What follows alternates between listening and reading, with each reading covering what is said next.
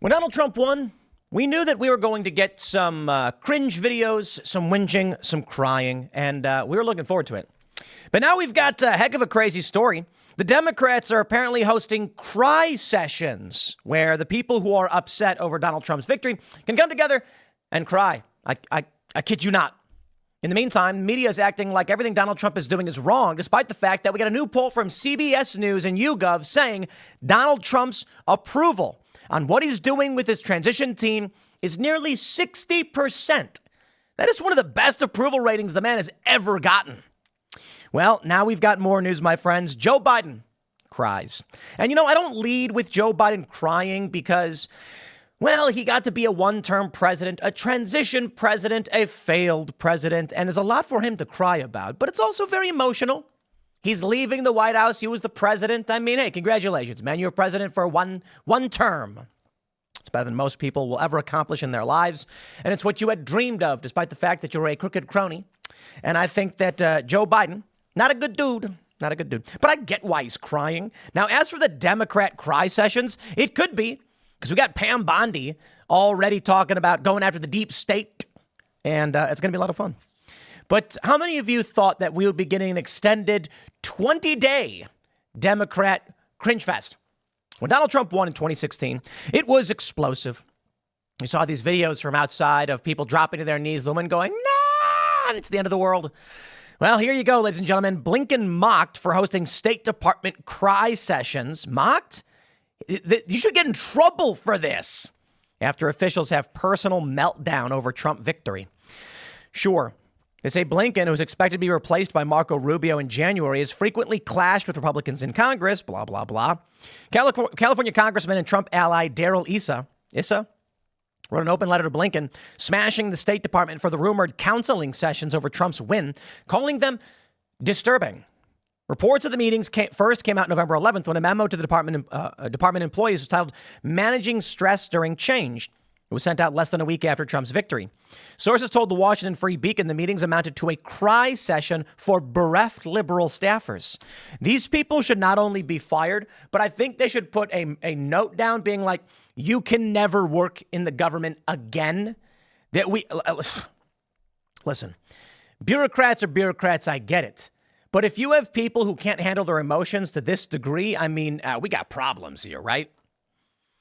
Issa wrote to Blinken this week. See, I'm pronouncing his name all over the place. I am concerned the department is catering to federal employees who are personally devastated by the normal functioning of American democracy through the provision of government-funded mental health counseling because Kamala Harris was not elected president of the United States. The email promoted staffers as being able to take advantage of a stressful environment of change, which Issa termed as having a personal meltdown over the result of a free and fair election. Change is a constant in our lives, but it can often bring about stress and uncertainty, the email said. Was Blinken playing the guitar? Look at that. Is he left-handed? Looks like he's left-handed. What is he jamming on? There's a Fender Strat. I'm just wondering if that's a real one or not. I would be deeply offended if the man is playing one that was either made in Indonesia or Mexico, because you got to get a good California-built guitar in America, right? Join us for an insightful webinar where we delve into effective stress management techniques to help you navigate these challenging times. This session will provide tips and practical strategies for managing stress and maintaining your well-being. Okay, dude, I'm so over this. I am absolutely over the whiny, cringe, pathetic losers that have been working in government. And I am just getting more and more pissed off by the day. I like to be accommodating. I like to be reasonable. But I think we're at a point where you can't really be reasonable with this degree of absurdity. Employees who would cry because you're losing your job. I mean, look, if you lost your job unfairly and it was your dream position, sure, fine, whatever. But this is a government job with rotational administration. You should be going like, well, that's how things go. And it was great working here, but this job's not permanent. But these people, man, low T guys and women crying. And I don't say that to insult low T guys and women. I mean it. You can cry if you want, I suppose. My problem is the people who are having, look, if like what I was saying about Joe Biden. Joe Biden crying because it's the job of a lifetime and he didn't make it and whatever. Okay, fine, sure, whatever. I don't think it's appropriate, but whatever. Like I jokingly said, the only time a man can cry is when his dog dies. That's it. I'm kidding, by the way. Men are allowed to cry. It's just in many circumstances, it's inappropriate for anyone to cry. So if it is a great emotional thing like leaving the presidency, I say, okay, I get it, fine. But if it is just like, you got to get a new job, then I'm just kind of like, dude, why are you crying? They're crying because Donald Trump is Hitler and Hitler is taking over. Look at his photo, Breitbart ad. That one's great. Touching moment, Joe Biden breaks down in tears as Jill hails her husband as a hero during president's final farewell dinner at the White House, but there's no sign of Kamala. What a disgrace. Now, why are they crying? The point is, they're not crying like Joe Biden is, which I can say, okay, fine. Like, I don't think Trump didn't cry. Trump got angry, and I accept that. Men are allowed to get angry, right? No, but Joe Biden crying, and it's like, okay, you're like, you were the president. I get it's emotional. How about that? But these other people are crying because the stressful environment of the takeover of government. They're crying because they think Donald Trump is Cheeto Hitler. Except Joe Biden, who went and met with them, and Micah and Joe, who are like, nah, everything's okay. Well, here we are, ladies and gentlemen. CBS News poll finds Trump starts on positive note as most approve of transition handling. This is what we're ready for. 59% saying they approve of Donald Trump's handling of the transition. This is what we want. This is what needs to happen. We need to get rid of the spineless, pathetic children who have been working in our government, leading it to collapse. And it's our fault. It is indeed. I say our because I'm willing to accept that I am a part of this society, but I largely blame those who came before us. And, the snowflake doesn't blame itself for the avalanche, but yet the snowflake is a major component of it. Granular, but it's true. So I take a look to the silent generation, the Gen Xers and the Boomers, and what they built for millennials. Not so much the Gen Xers, because the Gen Xers weren't raising millennials, and the Gen Xers overwhelmingly voted for Trump, saving us. But that means we got bad news moving forward. Now, I guess it's true if the Boomers overwhelmingly voted for Democrats, then if we start to see some Gen Alpha move to the right, then I think we should be good. But I take a look at the system that we are in right now. And I got to say, how do we get to the point where you have these employees who are whiny, whinging losers in some of the most important jobs, the most devastating and terrifying jobs? And it's because Gen Xers and Boomers were hiring them. I find that unacceptable. I find that absolutely unacceptable. Someone comes, and you know what we're talking about doing? When we hire, there's got to be some kind of basic interview questions to understand whether or not someone has the mental fortitude and clarity to handle a difficult job. Because if you're the kind of person who's going to break down crying, yet you can't be defending this nation. And that's why they want to ban hate speech. And that's why they've abused their power, because they're whinging, whiny losers. I'll give you two examples. You got a guy who's standing outside and he's walking, and a car drives by and splashes him with water. And he goes, son of a... And he wipes it off and goes, well, these things happen. What are you going to do about it? And then he carries on his job because he knows that he has to. He wakes up every day saying, what happens, happens, and I got to figure this one out. Then you have another guy. He's walking down the street, he gets splashed with water, and he goes, and he calls in work, I can't come in. And he starts crying, I can't believe this is happening to me. And then who's going to do the job? Yeah, we don't want the latter. We want the guy in the job who trips and falls and breaks his arm and then gets it set by the doctor and rushes back to work. And he's like, look, my arm's busted, but I got to get my job done. We don't want the whinging, whiny losers who's going to be like, I need a week off for emotional pain. And that's what we have now. Take a look at where we're at. The media is screaming about how Donald Trump is bad and everything is bad, yet the American people are saying, yeah, no, we don't care what you think. This is what's funny about this. You know what this shows? I can show you all these news articles. Trump's transition, secret funding, and campus crackdown. Nice try, New York Times. It's not permeating the public. Newsweek says, Donald Trump not signing transition document sparks anger from critics. Ooh, we're angry. Trump refuses to disclose who is funding his transition. He is the first president-elect to not sign an ethics agreement. Cry more. Because regular working Americans, the majority of Americans, they're watching shows like this and sharing them too. And they're also becoming members over at timcast.com to support this work and make sure we can keep operating. Yeah, they're watching videos like this, and your corporate press ain't working no more. So when you come out and say, Trump is bad, guess what? They ain't listening.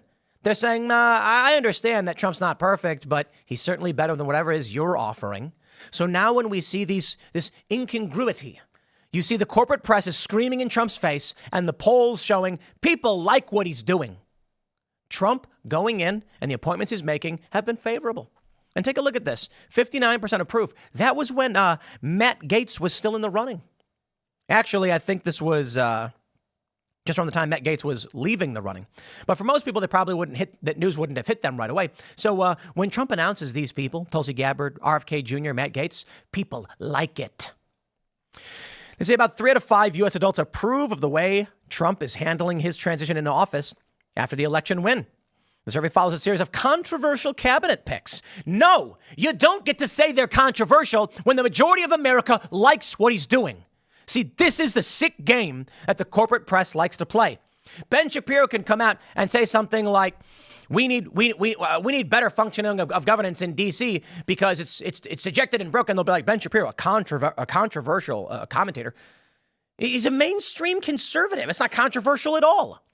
If controversy exists simply because Democrats and conservatives disagree, or Republicans and liberals, or whatever you want to say, then literally everybody's controversial. But he's not. He's just mainstream conservative. Otherwise, we'd have to call every single liberal controversial as well. A controversial cabinet pick that the majority of the Americans approve of. 55% of Americans report feeling either happy or at least satisfied with the victory. However, while an overwhelming majority of Republicans feel optimistic, 95%, Democrats, only 15% feel the same. That's too bad, though. 59% of the people approve of what Trump is doing. So in no way is any of this controversial. It's only controversial because the scumbag powers of the bureaucracy are whinging about it in the media. And so the media is saying it's very controversial. Not to us. To us, we're actually rather happy with the way things are going. They say zoom in. An overwhelming majority of self-identified Trump voters, support his cabinet picks, including RFK Jr. and Pete Hegseth. The results were more mixed among all voters surveyed. 55% of Republicans support his nominees going through the traditional Senate hearing. So how is that controversy? It's controversy when you don't have the majority support.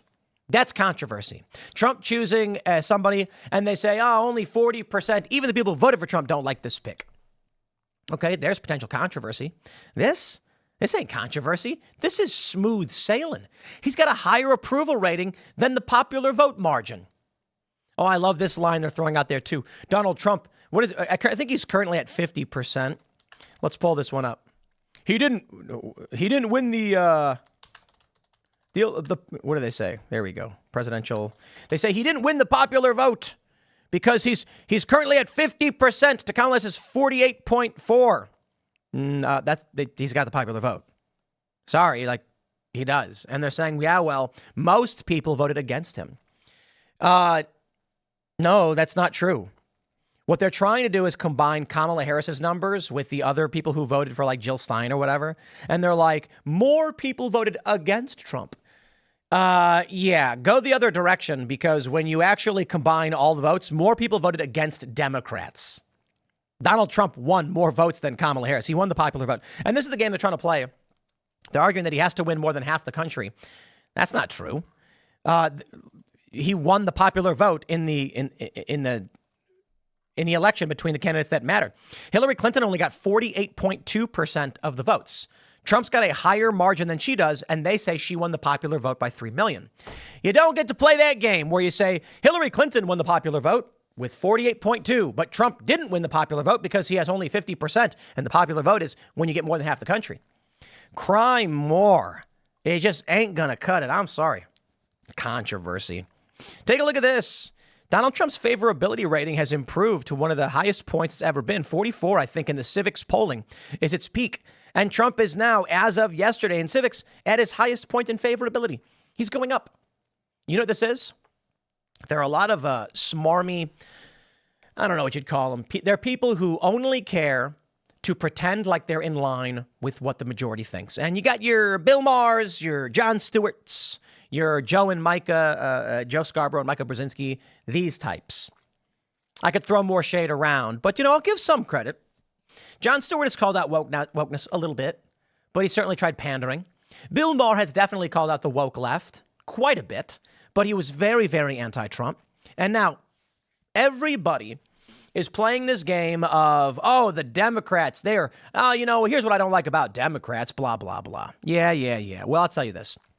When the media starts coming out and actually skewing in terms of favorability to Trump, and they're doing it because they know they're in the minority market share now, everyone else follows. So I'll tell you this. In 2016, let me just pull this up so I can show you the data here. The data right here. You've got in 2016, Hillary Clinton gets 48.2% of the vote to Trump's 46.1. Trump got 62.3 million to Hillary's 66. I'm rounding up. What ends up happening is, though Donald Trump actually wins the Electoral College because he was targeting the states to win, not the popular vote, Hillary Clinton, with the popular vote, creates the mandate. And the popular mandate then for the corporate press and for everybody else was orange man bad. So the media felt comfortable attacking Donald Trump because they were like, look, 65 million people voted, don't like Donald Trump. That's the majority market share. So if you want to make money, you oppose Donald Trump. Then 2020 comes around, and Joe Biden actually got a hefty vote with 51.3. They say that's a landslide. Look at that. 51.3, Trump's 46.8. Trump improved dramatically. But Joe Biden got these votes. I'll tell you how. It was largely ballot harvesting. Everybody was locked down. Partly Trump's fault. Yikes. Look at the turnout, 66.6%. Oof. It was largely because of the lockdowns. And Trump could have done something to force the country open. He could have. I know people say 9th and 10th Amendment. Yeah, but there's Insurrection Act and there's other things like that. And I think Trump could have improved greatly if he did. Seriously. Democrats would have been salty on him, but regular people didn't care. In New York, when things were locked down, they were still going out and going to bars. They didn't care. If Trump said, you are not following the law, you have no right to enact these measures, so we are going to be doing something about it. I granted. It's stupid to try and act like I know that Trump could have or should have done something like this. Fine, fair point. But with the COVID lockdowns, they were able to ballot harvest to a great degree. And this helped Joe Biden win. And a lot of people, they want to deny it. But they were able to go to people and say, it's Trump's fault. He's the president. Look what's going on in your life. And that was it.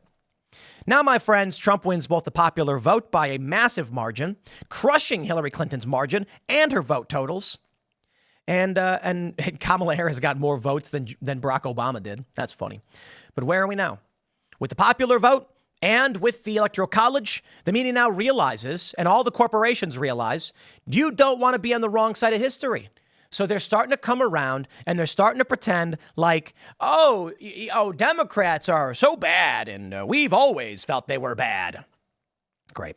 Well, when the media narrative shifts, there are a lot of people who don't pay attention to the news. And what do they hear? They hear Jon Stewart saying Democrats are bad. They hear Bill Maher saying Democrats are bad. And this gives Trump a boost in favorability. So when I see this polling from Axios, CBS YouGov, saying that Trump's transition handling is at 59% approval rating. What that really means is Trump has his base. There's a percentage of people that approve of what Trump's doing. You watch real news. You watch shows like this, where you get a better understanding of the world.